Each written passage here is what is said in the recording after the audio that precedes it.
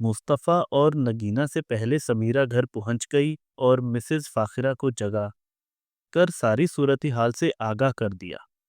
مصطفیٰ نگینہ کو گھر لے آیا اور لیموں پانی بنا کر لیا۔ لیمون پانی کے 2 گلاس پیتے ہی نگینہ کا نشہ کچھ کم ہوا۔ مصطفیٰ، نگینہ ہوش میں بولی۔ نگینہ، آپ کہاں گئی تھی؟ مصطفیٰ نے پوچھا۔ کلب گئی تھی، نگینہ شرمندگی سے بولی۔ آج گئی تھی یا پہلے بھی جاتی رہتی ہو؟ مصطفیٰ کا لہجہ نرم تھا۔ مصطفیٰ، اپنی اوقات میں رہو۔ مسز فاخرہ اپنے کمرے سے نکل کر لاؤنج میں آئیں اور مصطفیٰ پر برس پڑیں۔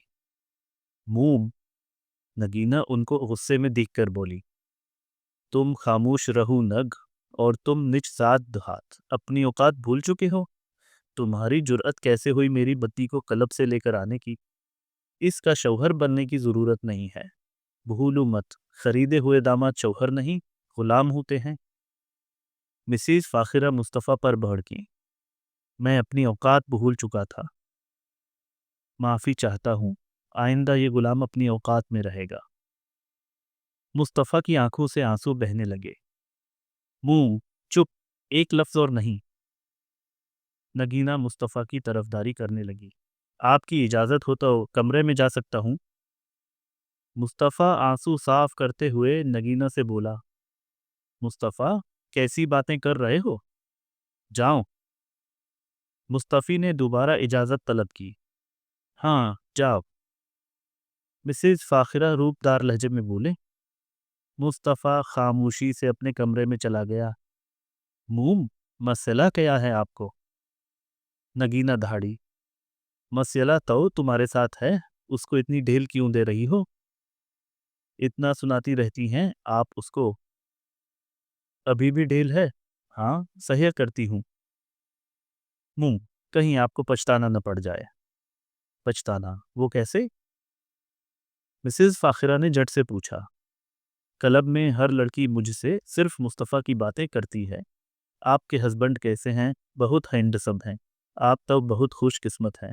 مصطفیٰ جیسے پرفیکٹ ہسبینڈ مل گئے آپ کو۔ نگینہ منہ بسور کر بولی۔ پیسہ دیکھ کر فدا ہے، جس دن اوقات معلوم ہوئے کوئی اس کو کھاس تک نہیں ڈالے گا۔ اچھا، آپ یہ نہ بھولیں، اس شہر میں ہم سے بھی زیادہ امیر لوگ رہتے ہیں، اور کسی امیرزادی نے اس کو ہم سے کئی گنا زیادہ رقم دے کر خرید لیا تو؟ نگینہ نے خدشہ ظاہر کیا۔ اس لیے تو میں کہہ رہی ہوں، احمق لڑکی، اس کو روپ میں اور اپنی نظر میں رکھو۔ جتنی اس لڑکے کو اس کی اوقات یاد دلاتی رہو گی، اتنا یہ تمہارے ہاتھ میں رہے گا، ورنہ ہاتھ سے نکل جائے گا۔ آپ صحیح کہہ رہی ہیں، میں اس کو روب میں رکھوں گی اب سے۔ میں کسی بھی حالت میں مصطفیٰ کو کھونا نہیں چاہتی۔ نگینہ ڈر گئی۔ نگینہ غصے سے اپنے کمرے میں گئی تو مصطفیٰ بھی منبسور غصے سے بیٹھا تھا۔ مصطفیٰ، نگینہ چیخی۔ جی، فرمائیں مالکن صاحبہ۔ مصطفیٰ طنزیہ بولا۔ Shut up. نگینہ مصطفیٰ کو کھا جانے والی نظروں سے گھورنے لگی۔ ٹھیک ہے، آج سے میں کوئی بکواس نہیں کروں گا، جو مرضی آئی کریں۔ مصطفیٰ غصے سے نگینہ کی جانب انگلی کر کے بولا۔ تم ہوتے کون ہو بکواس کرنے والے؟ دیہاتی گوار۔ نگینہ اس کی بڑھی ہوئی انگلی پکڑ کر مروڑنے لگی۔ دیہاتی گوار ہوں اس لیے، جس بےہودگی کو آپ شاید امیریت سمجھتی ہیں، میں اس بےہودگی پر لعنت بیچتا ہوں۔ اپنی اوقات میں رہو۔ نگینہ غصے سے لال ہو گئی۔ اپنی اوقات میں ہی ہوں، ورنہ تم جیسی شرابی آوارہ لڑکی کے ساتھ ایک دیہاتی کبھی رہنے کا سوچ بھی نہیں سکتا۔ نگینہ نے مصطفیٰ کے چہرے پر ایک زوردار تھپڑ رسید کیا۔ صحیح کہتی ہے موم، مجھے شروع سے ہی تمہیں تمہاری اوقات میں رکھنا چاہیے تھا۔ یہ سب میری ڈھیل کا نتیجہ ہے، جو ایسے بھونک رہے ہو میرے سامنے۔ اب امیرزادی نے مجھے کتا بھی بنا ڈالا۔ مصطفیٰ ضبط کی انتہا پر تھا۔ ہاں، تم ہو ہی کتے، اور اب تم دیکھنا میں کیسے تمہارا حشر کرتی ہوں۔ جانوروں سے بھی بدتر سلوک کروں گی اب سے میں تمہارے ساتھ۔ نگینہ گرائی، اچھا ہاں میرا حشر کرو گی تو اللہ کی پکڑ سے بچ جاؤ گی۔ مصطفیٰ تلخ لہجے میں بولا۔ نگینہ خاموش رہی، اس کے پاس اس بات کا کوئی جواب نہ تھا، لیکن یہ بات اس کے دل پر لگی۔ مصطفیٰ اس کو خاموش دیکھ کر مزید کوئی بحث کیے بغیر گھر سے باہر نکل گیا۔ مصطفیٰ اتنی تذلیل برداشت کرنے کے بعد ٹوٹ چکا تھا۔ وہ مارا مارا روتے ہوئے سڑکوں پر پھرتا رہا۔ بچپن میں جب مجھے کوئی چوٹ لگتی تھی اور میں روتا تھا تو سب ہنس کر کہتے تھے مرد بنو پتر، مرد روتے نہیں ہیں۔ کبھی نہیں سوچا تھا کہ میرے مقدر میں تو رونا ہی لکھا ہوگا۔ میں مرد ہو کر بھی ایک امیرزادی کے ہاتھ کی کٹھ پتلی بن جاؤں گا۔ مظلوم عورت جیسی زندگی گزر رہی ہے میری، مردوں والی روب، غیرت، یہ سب تو میرے نصیب میں ہے ہی نہیں۔ مصطفیٰ کا دل کاہ رہا تھا کہ خدا سے خوب شکوے شکایات کرے، لیکن اپنی مرحوم ماں کی نصیحت یاد کرنے لگا، جس کو یاد کرتے ہی اس کی ہمت واپس لوٹ آئی۔ مصطفیٰ، اللہ تعالیٰ کی نافرمانی کبھی نہیں کرنا، چاہے تم انگاروں پر چلو یا تم پر کوڑے برسی۔ اللہ تعالیٰ ہماری مشکلات میں سے ہی ہمارے لیے خوشیاں ڈھونڈ کر ہمارا آنچل خوشیوں سے بھر دیتے ہیں۔ مصطفیٰ اپنی ماں کی نصیحت یاد کر کے مسکرانے لگا۔ اسے پل فجر کی اذان کی آواز مصطفی کے کانوں میں پڑی۔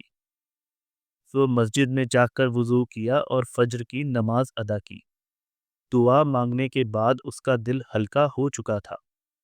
مصطفیٰ گھر واپس لوٹا اور مسز فاخرہ کے جگنے کا انتظار کرنے لگا۔ جب مسز فاخرہ جگیں تو مصطفیٰ کو اپنا منتظر دیکھ کر ان کے چہرے پر فتحیہ مسکراہٹ چھا گئی۔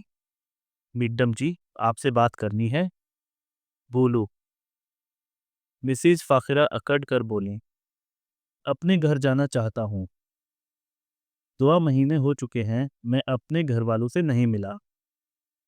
مصطفیٰ نے مسز فاخرہ کی امیدوں کے برعکس بات کی۔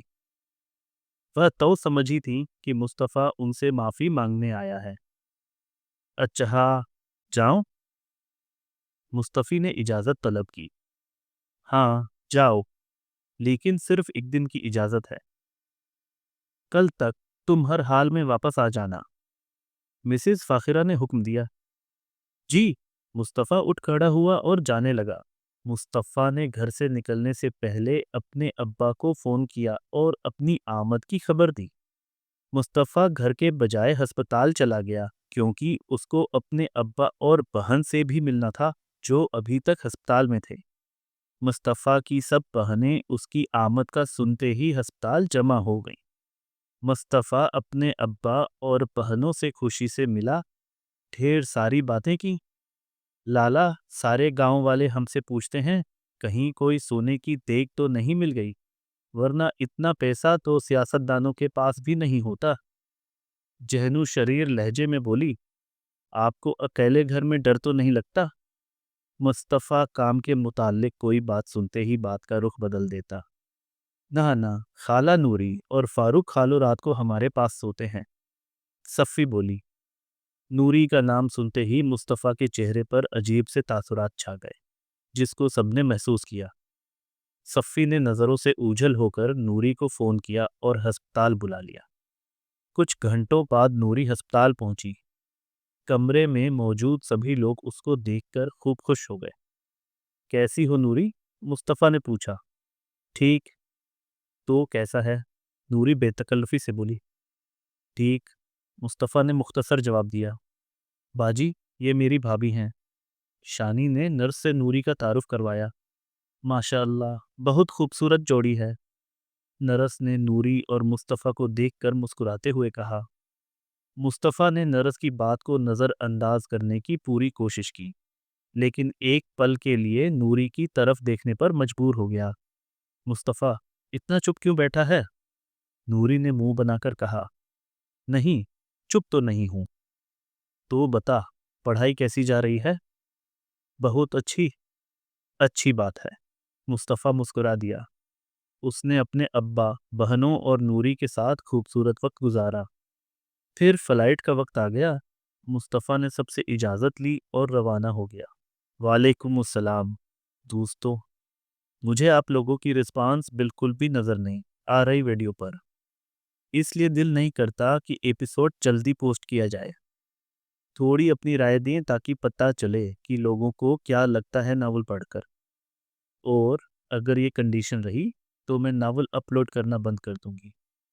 پھر اپنی مرضی سے 2-3 دن بعد یا ایک ہفتے بعد ایک ایپیسوڈ اپلوڈ کر لیا کروں گی۔ جتنا اچھا رسپانس ہوگا اتنی جلدی ویڈیو اپلوڈ ہوگی۔ شکریہ۔